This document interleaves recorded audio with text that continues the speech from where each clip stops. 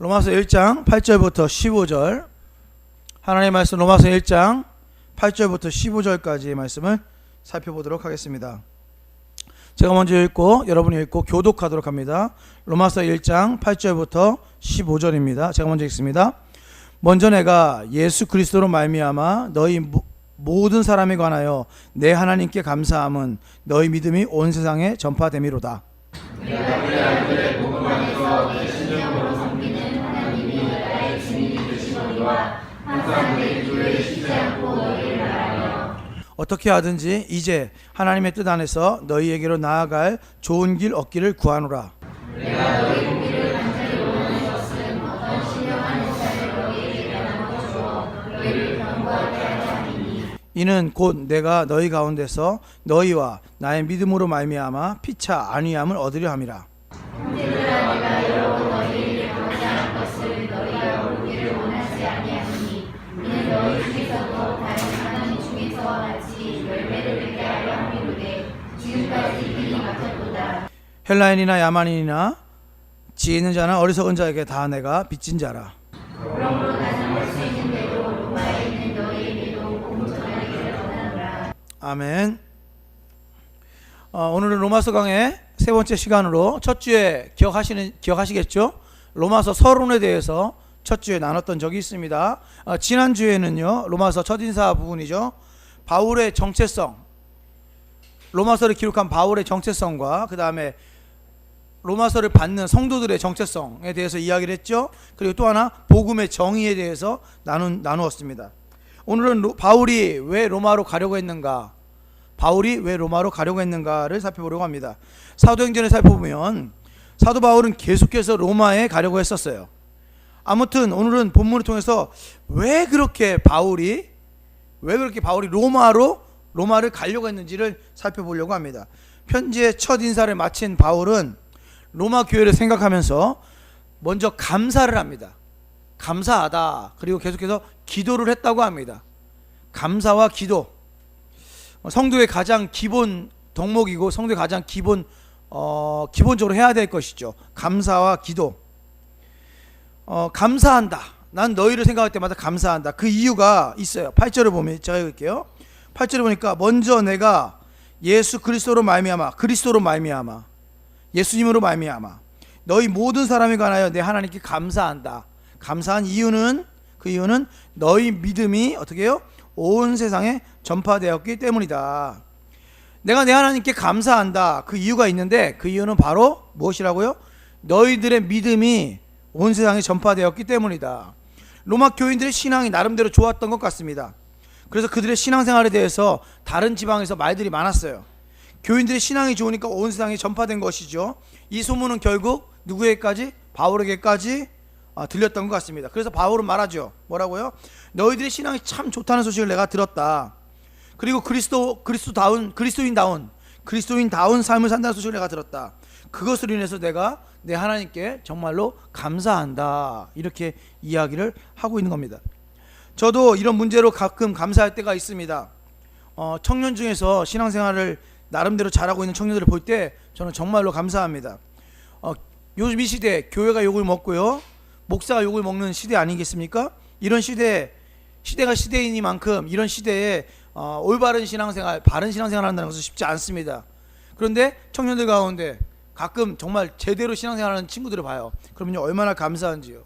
사랑하는 성도 여러분, 우리 유쾌한 교회 성도 여러분 전부는 올바른 신앙생활을 잘해서 세상 가운데 사람들에게 존귀 여김 받고 또한 칭찬받는 그런 교회, 또 그런 교인들이 되었으면 정말 좋겠습니다. 그래야 정말 감사의 제목도 더 많이 쌓이지 않을까 그렇게 생각합니다. 계속해서 바울은 기도한다라고 말합니다. 기도했다라고 말합니다. 9절입니다. 제가 읽을게요. 9절.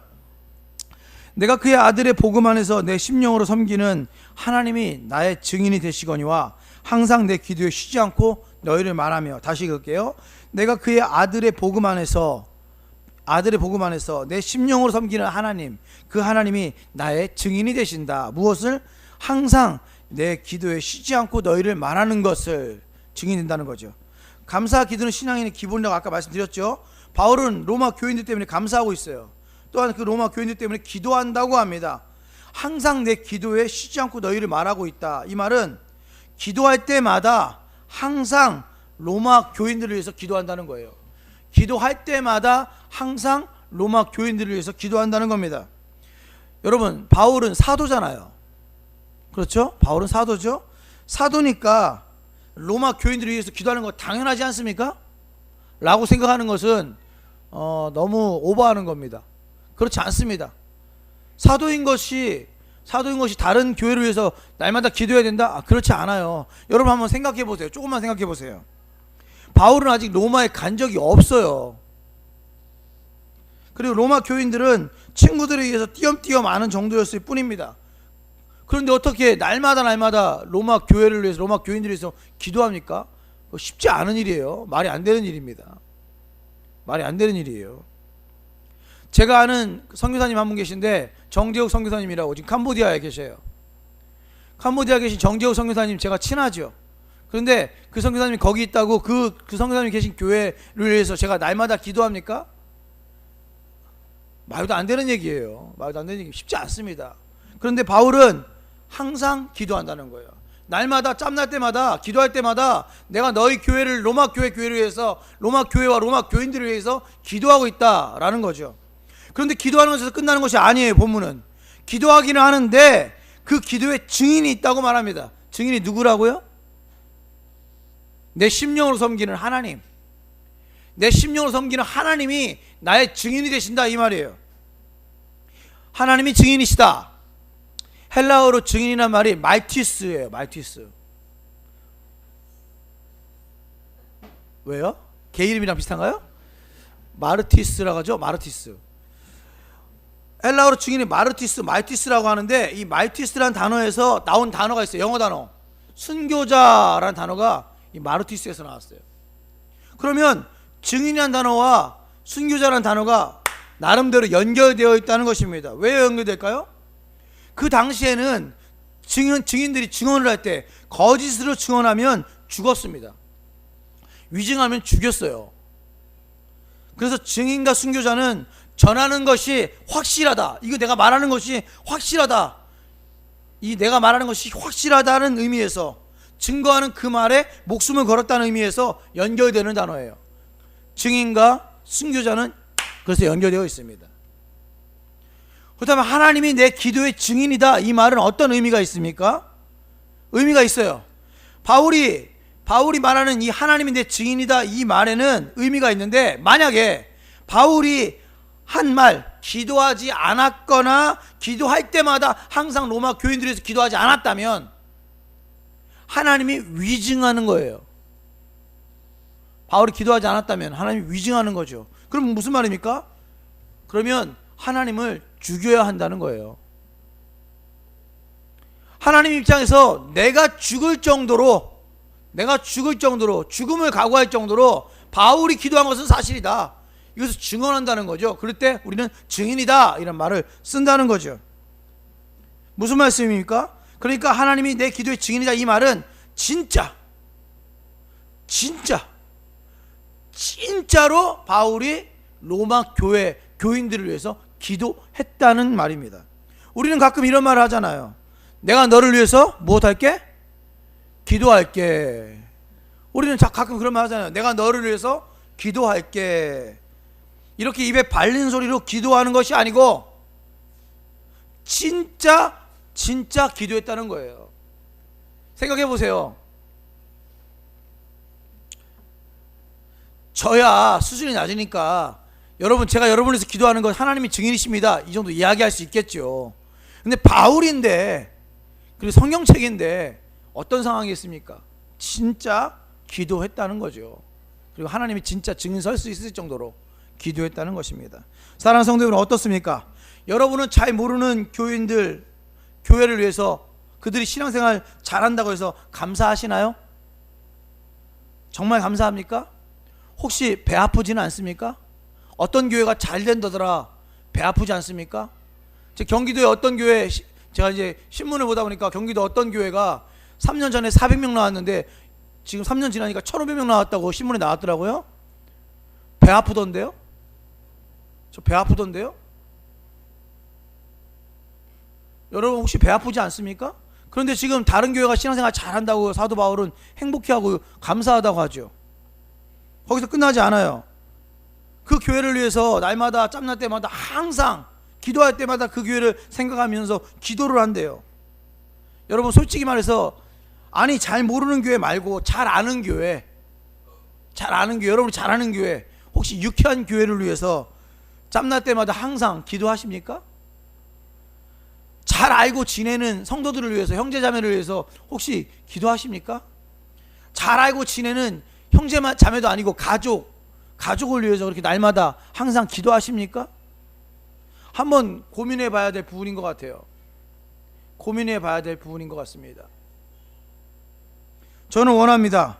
여러분들이 우리 교회 교인들의 신앙생활 때문에 진심으로 감사하고 우리 교회 교인들을 위해서 항상 기도에 힘쓰시길 바랍니다. 그리고 그 기도에 대해서 하나님이 증인 설 수 있으면 참 좋겠습니다. 하나님이 증인 설 수 있는 신앙, 하나님이 증인 설 수 있는 기도, 그런 기도했으면 참 좋겠습니다. 계속해서 10절부터는 바울이 로마 교회를 방문하고 싶은 목적에 대한 이야기가 나오고 있어요. 10절을 한번 보죠. 어떻게 하든지 이제 하나님의 뜻 안에서 너희에게로 나아갈 좋은 길 얻기를 구한다.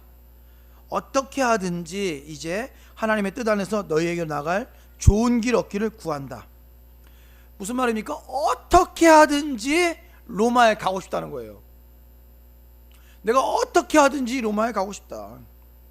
그리고 특별히 나아갈 좋은 길, 특별히 좋은 길을 내가 원한다. 다른 말로 말하면 좋은 방법으로, 어떤 방법을 쓰든지 모든 방법을 다 동원해서, 할 수 있는 방법을 다 동원해서 내가 로마에 가기를 원하는데, 이왕이면 무슨 길? 좋은 길로 가기를 원한다. 좋은 방법으로 가기를 원한다 라는 거죠. 그런데 기본 전제가 있습니다. 기본 전제가 뭡니까? 성경에는 무엇이라 써 있죠? 기본 전제가 바로 하나님의 뜻 안에서예요. 하나님의 뜻 안에서.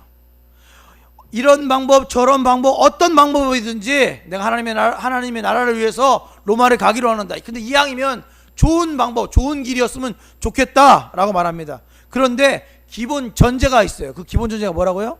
하나님의 뜻이에요. 하나님의 뜻 안에서.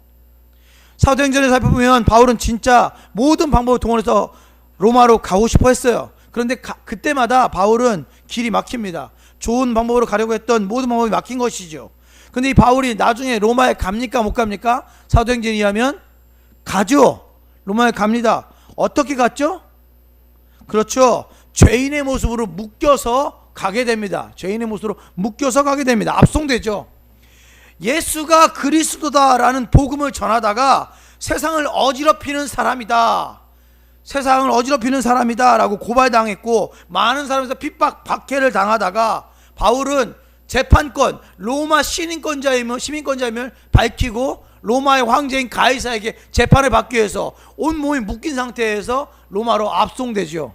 로마가 죄인된 모습으로 로마로 압송된 것입니다. 바울은 말합니다. 뭐라고요? 나는 어떤 방법이든지 간에 너희에게로 가기를 원한다.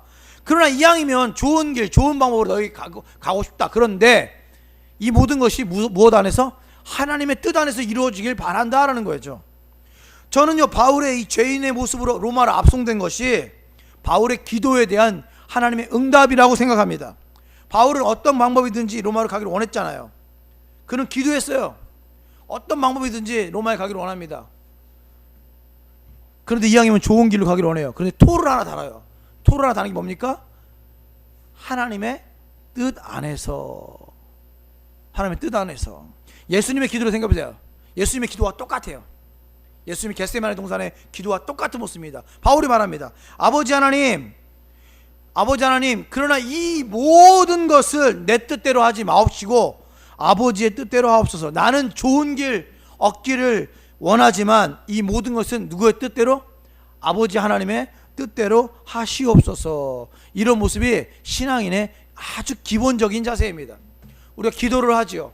그러나 기도의 마지막 토를 다는 것은 내 원대로 마시옵고 아버지의 뜻대로, 아버지 뜻 안에서 하시옵소서. 결국 좋은 길 얻기를 원했던 바울에게 하나님은 무엇을 선물하시냐면 좁은 길을 선물하십니다. 그 좁은 길은 결국 죽음의 길이었어요. 결국 그 길로 가서 결국 죽게 되죠. 바울의 마지막은 그래서 결국 로마에서 죽게 되는 것입니다. 바울은 고백합니다. 주의 말씀을 전하기 위해서는 내 생명을 조금도 귀한 것으로 여기지 않는다. 주의 말씀을 전하는 것에 의해서는 나는 죽어도 기쁘게 여길 수 있다. 그의 고백대로 바울은 기쁨 가운데 죽게 되지요. 그 바울이 로마에 가고자 했던 이유, 그것이 바로 11절부터 15절까지의 내용에 담겨져 있습니다. 첫 번째, 네 가지가 있는데 첫 번째 11절입니다. 내가 11절 같이 한번 읽어볼까요? 11절 같이 있습니다. 시작. 내가 너희 보기를 간절히 원하는 것은 어떤 신령한 은사를 너희에게 나누어 주어 너희를 견고하게 하려 함이다. 바울이 로마에 가야 할 첫 번째 이유는 로마 교인들에게 신령한 은사를 나누어 주겠다는 거예요. 나누어 주어서 너희 로마 교인들이 견고하게, 로마 교인들을 견고하게 하려고 한다는 겁니다. 신령한 은사를 나누어 주려고, 카리스마를 주려고. 푸뉴마티콘, 신령한 푸뉴마티콘, 푸뉴마가 영이잖아요. 푸뉴마티콘이니까 영적으로, 영으로 신령한 은사, 카리스마. 카리스마가 뭡니까? 카리스마가 우리 영어로 카리스마라고 하죠. 저 사람은 무엇이 있어? 카리스마가 있어. 그 영어로 보면은 이 카리스마가 여러 가지 뜻이 있는데 그 중에 하나가 유명한 뜻이 있어요. 지도자의 강력한 통치력, 강력한 통솔력, 이것을 카리스마라고 합니다. 카리스마라고 그래요. 근데 이것은 헬라에서 온 단어인데 헬라의 카리스마는 카리스라는 단어에서 왔어요. 카리스가 뭔지 아세요? 카리스? 카리스가 은혜입니다. 저 뒤에 있네요. 은혜. 저 뒤에 은혜 있네요. 카리스가 은혜라는 말이에요. 은혜. 그러니까 여러분 카리스 합창단 이런 거 들어봤죠? 성가대 이름이 뭐 카리스, 그게 이제 은혜라는 말이에요. 카리스마는 은혜다, 은사다, 기프트, 선물이다. 영어로 보시면 기프트라고 써 있어요. 그러니까 카리스마는 선물이라는 뜻이고 은혜라는 뜻이고 은사라는 말입니다. 그러니까 영적인 은사는 다른 말로 하면 영적인 선물이다, 영적인 은혜다, 이런 말이에요. 그러니까 지금 여기 신령한 은사를 주어서 너희를 견고케 하려고 한다. 이 말은 영적인 어떤 강력한 통솔력을 줘서, 아니면 여러분이 좋아하는 은사 있잖아요. 은사 우리 뭐가 있죠? 우리가 알고 있는 은사 어떤 은사가 있어요? 방언, 치유, 예언, 환상, 통변, 막 이런 은사들 있잖아요. 가르치는 은사, 지식의 은사, 막 이런 거 고린도서 12장에 나와 있는 그런 은사들이 많잖아요. 그런 은사를 말하는 것이 아니라 여기는 은혜를, 신령한 은혜를 줘서, 신령한 선물을 줘서, 다른 말로 말하면 성도를 성도되게, 교회를 교회되게 바르게 세울 수 있는, 정확하게 말하면 복음을 정확하게 설명하는 은혜예요. 복음을 정확하게 설명해서 성도를 성도답게, 교회를 교회답게 세울 수 있는 그 큰 은혜를 주어서 너희를 바르게 세우려고 한다, 견고하게 세우려고 한다는 메시지예요. 두 번째, 12절에 보니까 두 번째, 이는 곧 내가 너희 가운데서 너희와 나의 믿음으로 말미암아 피차 아니함을 얻으려 한다. 본문은 정확하게 피차 아니함을 얻으려 한다. 아니라는 말은 우리나라 다른 말로 말하면 위로하려고 한다. 피차 위로를 받으려고 한다, 이런 말이에요. 피차 위로를 받으려고 한다.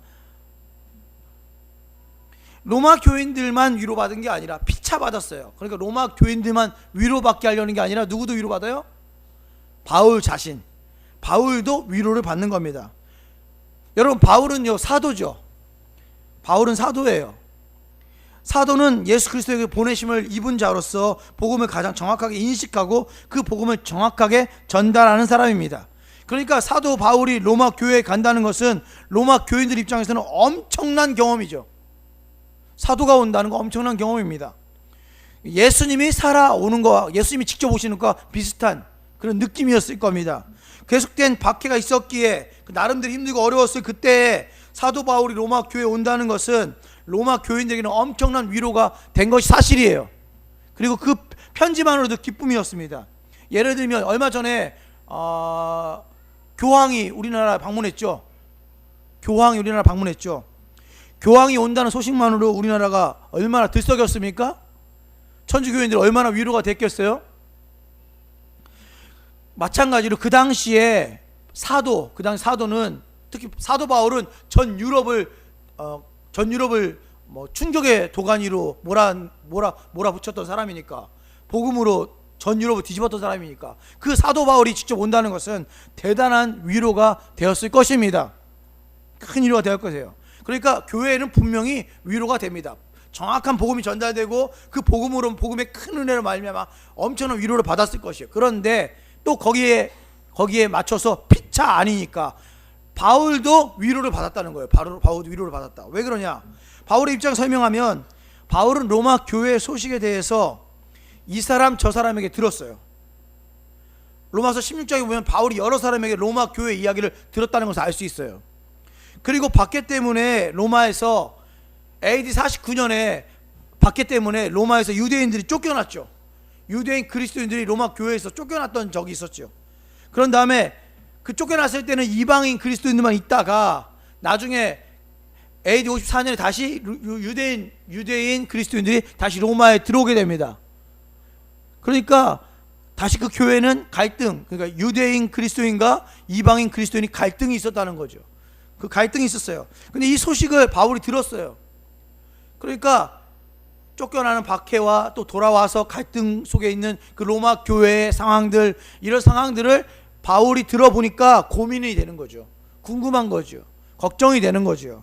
그래서 이 걱정의 문제를 해결하고 싶었어요, 바울은. 그러니까 어떻게 해요? 가고 싶은 거예요. 어떤지 가서 정확한 복음을 전달하고 그들에게 굳건하게 서게 함으로써 그 고민을 해결하고 싶은 거죠. 그래서 피차 아니함을 받고자 하는 겁니다. 가끔 청년들과 이야기를 하다 보면 이런 이야기를 하는 경우가 있습니다. 청년들이 이런 이야기 목사님께 드려도 되는지 모르겠습니다, 뭐 이런 말로 시작하는 경우가 있어요. 가끔 그렇죠. 그래서 제가 그냥 이야기를 하라고 합니다. 그러면 목사님이 괜한 걱정할까 걱정됩니다, 이렇게 얘기하는 청년들이 있어요. 그래서 저한테 잘 얘기를 안 합니다. 여러분, 원래 목사라는 직분이 성도들의 괜한 이야기를 듣고 괜한 걱정하면서 괜히 기도하는 사람입니다. 여러분 기억하세요. 괜한 이야기를 듣고 괜하게 걱정하면서 괜하게 기도하는 것이 목사예요. 그렇기 때문에 그런 이야기를 편하게 저에게 하셔야 됩니다. 편하게 저에게 해주시면 제가 물론 그렇다고 듣고서 정확한 해답은 제시하지 못할 때가 많겠지요. 그러나 여러분이 저한테 얘기함으로써 여러분이 나름대로 위로를 받고 제가 또 들으면서 궁금증이 해결되고 나름대로 위로를 제가 받는 거예요. 피차 아니함을 받는 겁니다. 만나서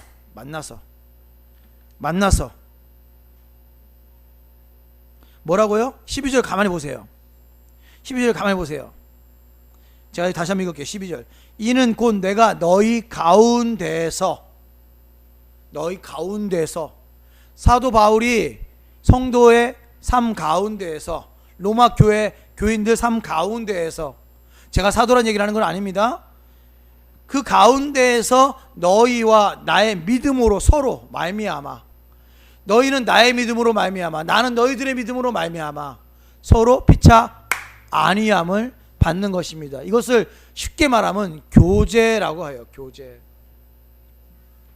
성도는 사도의 삶을 통해, 사도의 믿음을 통해서, 사도는 성도의 믿음을 통해서 서로 피차 아니함을 받는 것입니다. 그러니까 제 별명 중에 제가 제일 좋아하는 별명은 이런 겁니다. 목사답지 않은 목사다라는 말을 제가 너무 좋아해요.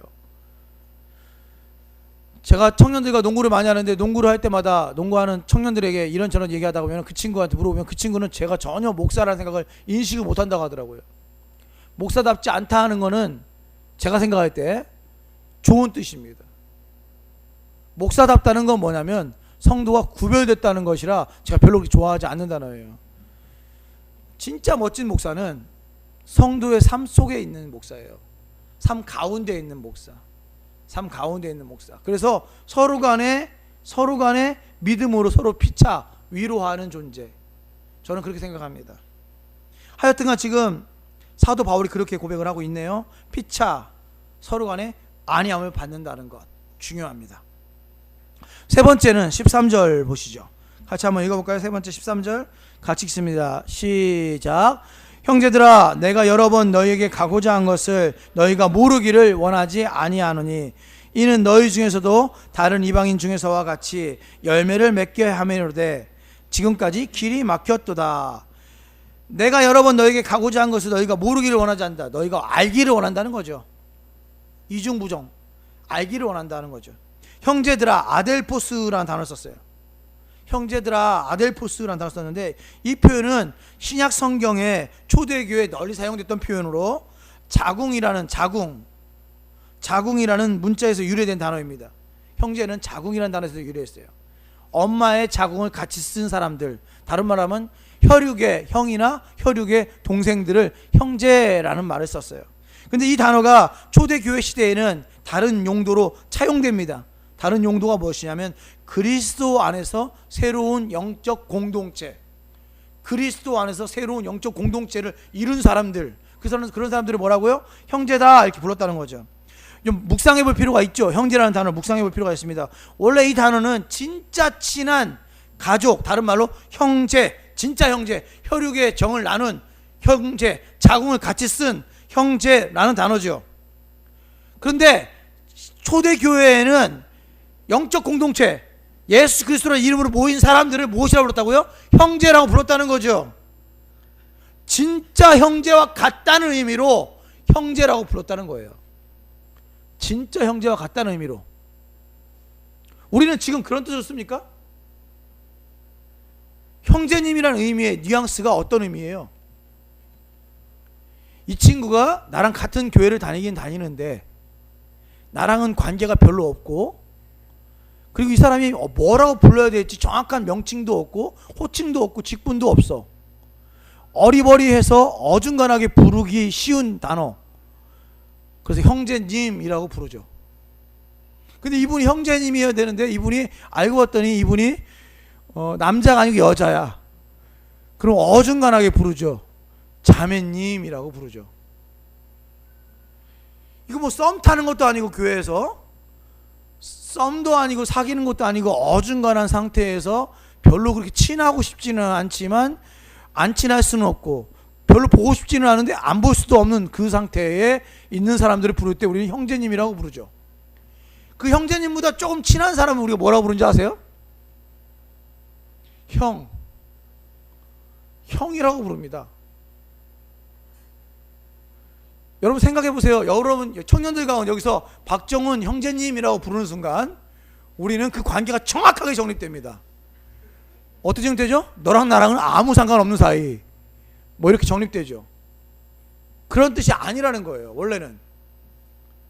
원래는 자궁을 같이 쓴 혈육과 함께한 형 아니면 동생이란 뜻의 사람들, 그것을 기독교에서 차용한 것이죠. 빌려와서 그만큼 친하다는 의미로 형제님이라고 부른다는 거예요. 그러니까 제가 저번에도 말씀드렸지만 우리 교회에서 가장 극존칭은 형제님, 성도님이라는 단어라니까요. 형제라는 단어만 생각하면 울컥하지 않습니까? 저는요 진짜 형제가 하나 있어요. 이름이 진국입니다. 진국이라는 진짜 형제가 있어요. 그런데 진국이랑 제가 어렸을 때 엄청 싸웠어요. 제가 많이 때렸어요. 그래가지고 사이가 별로 안 좋아요. 안 좋았어요. 그런데 제가 이제 군대도 갔다 오고 나이도 먹고 또 예수도 제대로 믿다 보니까 점점 제가 나름대로 신앙생활 하다 보니까 제 동생과 사이좋게 안 지내면 너무 안 좋은 거예요. 제 기분이, 마음이 너무 안 좋은 거예요. 그래서 진짜 힘들지만 자꾸 보고 노력을 했어요. 그리고 자꾸 맞춰주려고 노력하고. 제 동생이 저한테요 선물을 자주 줘요.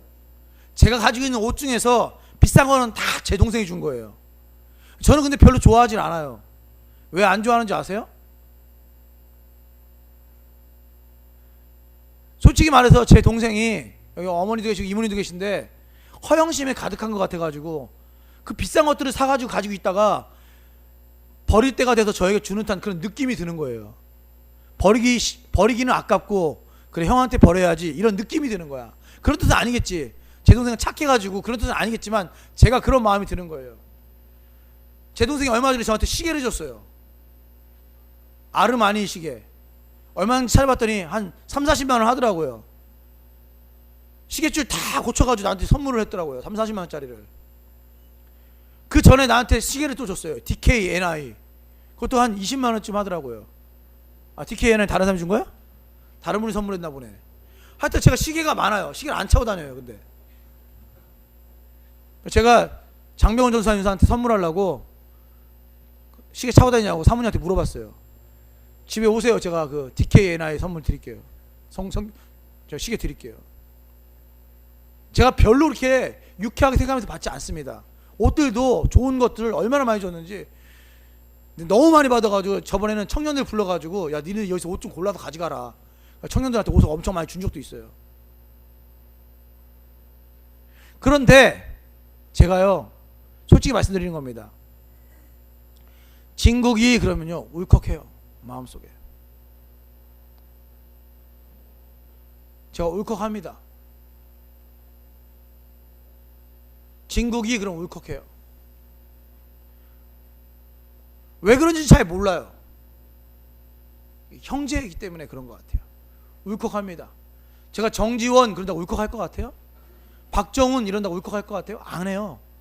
전혀 울컥하지 않습니다. 근데 박진국 그러면 울컥합니다. 어머니가 전화해서 저한테 자주 하시는 말씀이 진국이 잘 지내냐? 그럼 제가 그래요. 잘 지낸다고. 그럼 저한테 묻습니다. 어머니가 이러이러 하다는데 네가 좀 챙겨라. 그럼 제가 이렇게 얘기해요. 엄마 진국 인생은 진국이 알아서 하는 거지 그거 지가 알아서 하는 거지 그걸 왜 나한테 챙기라고 그래 라고 말은 해요. 근데 제 마음에는요 짠합니다. 짠해요. 제 마음에는. 겉으로는 제가 분명히 야 자기 인생 자기가 알아서 하는 거지 뭐 이제 나이가 43인데 그거 가지고 엄마가 나한테 뭐라 하면 그 동생 챙기라고 하면 그게 어떻게 라고 말은 하지만 제 마음은요 짠해요. 왜요? 박진국이라는 이름 때문에 제가 짠합니다. 왜 그럴까요? 형제니까 그래요. 저는요 그래요. 저는 우리 교회 교인들이요 형제가 됐으면 좋겠어요. 자매가 됐으면 좋겠어요. 이름 한번 딱 들으면 짠해야 돼요. 어떤 집사님 가정 얘기를 들었는데 마음이 울컥해야 됩니다. 왜요? 형제니까. 형제들아. 형제란다는 그런 의미입니다. 형제들아 진짜 형제들 울컥해야 돼. 울컥. 내가 너 여러 번 너희에게 가려고 노력했다. 그러니까 그 형제들이기 때문에 기도를 하는 거예요. 내가 여러 번 너희에게 가려고 노력했다. 너희가 그것을 알기를 원한다. 진짜 알기를 원한다. 근데 그 이유가 있다. 그 이유는 바로 너희가 다른 이방인 중에서 같이 열매를 맺게 하려 하기 때문이다. 열매를 맺게 하려 한다. 바울이 여러 번 로마에 가고자 했습니다. 단어를 찾아보면 원어를 뒤져보면 가고자 한 것이 그냥 가고자 한 게 아니라 꼼꼼하게 가려고 노력을 했다는 거예요. 진짜 타이트한 계획을 세워서 가려고 노력을 했다는 것입니다. 아무튼 로마로 가려고 할 수 있는 모든 방법을 다 동원해서 가려고 했지만 그때마다 길이 막혔죠. 갈 수 없었어요. 그런데 가려고 한 이유가 뭐라고요? 열매를 맺게 하려고 한다. 열매를 맺게 한다. 열매 그러면 생각나는 단어가 뭡니까? 열매 그럼 여러분 생각나는 단어가 전도죠. 전도의 열매라는 단어가 아주 유명하잖아요. 근데 이것은 전도의 열매를 말하는 것이 아니에요. 다른 이방인들이 맺었던 열매, 다른 이방인 중에서 마찬가지로 너희도 같은 열매를 맺게 하려고 한다. 그건 뭐냐? 삶의 열매를 말합니다. 그리스도인답게 사는 삶의 열매. 이방인 중에서 우주순처럼 예수 믿는 사람들이 일어난 거예요. 그래서 그 사람들 때문에 전 세계가 막 뒤집어지는 겁니다. 야, 예수 믿는 사람들이 저렇게 멋지게 사는구나. 그런 생각들을 사람들이 하게 됐어요. 예수 믿지 않는 사람들이. 그래서 그 기독교가 얼마나 광대하게, 얼마나 멋지게 폭발적으로 들었는지 몰라요. 그리스도인답게 사는 삶의 열매. 그 열매를 맺기를 바란다는 거죠. 자, 마지막으로 14절 15절이네요. 제가 읽을게요. 헬라인이나 야만인이나 지혜 있는 자나 어리석은 자에게 다 내가 빚진 자라. 그러므로 나는 할 수 있는 대로 로마에 있는 너희에게도 복음 전하기를 원한다. 헬라인이나 야만인이나 지혜 있는 자나 어리석은 자. 무슨 말입니까? 전 세계 모든 사람이란 말이에요. 전 세계 모든 사람에게 바울이 다 내가 무슨 자다?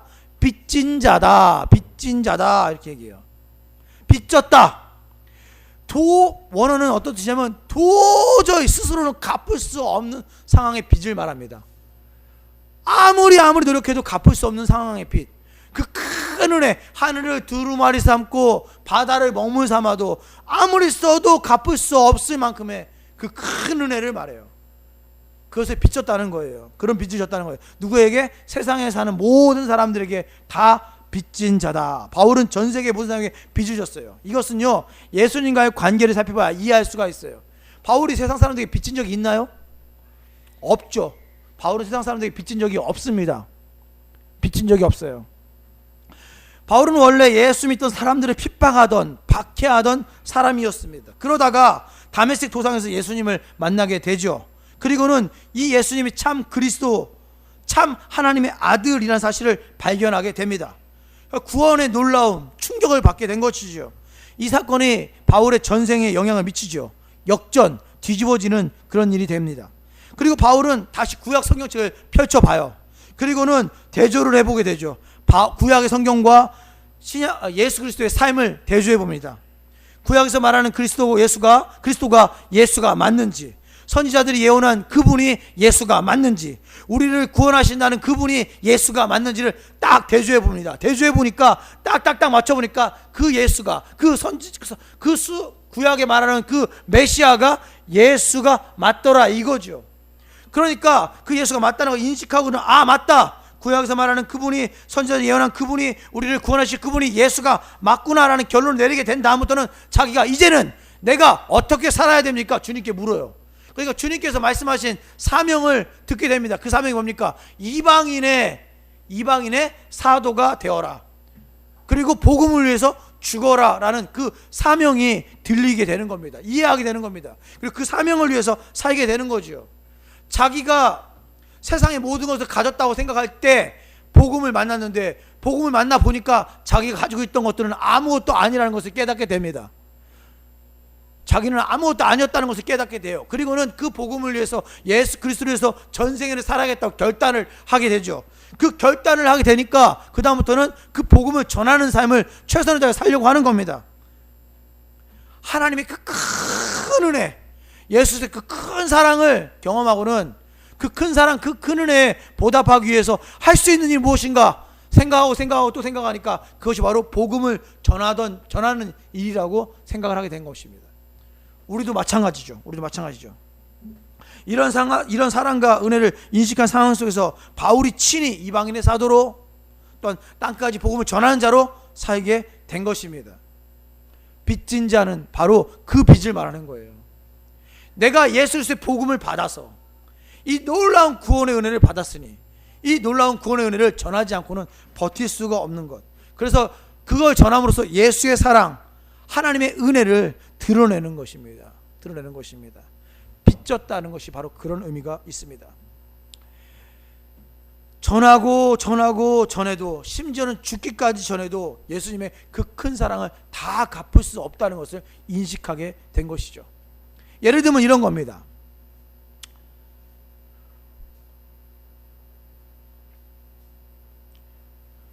저는 저희 어머니를 사랑합니다. 그리고 저희 어머니에게 할 수 있는 한도 내에서는 최선을 다하려고 노력을 합니다. 근데 할 수 있는 한 최선을 다해서 노력을 하고 또 해도 어머님의 은혜를 다 갚을 수는 없는 거예요. 어머니에게 늘 빚진 마음을 갖게 된 거죠. 바울과 예수 그리스도가 그런 관계입니다.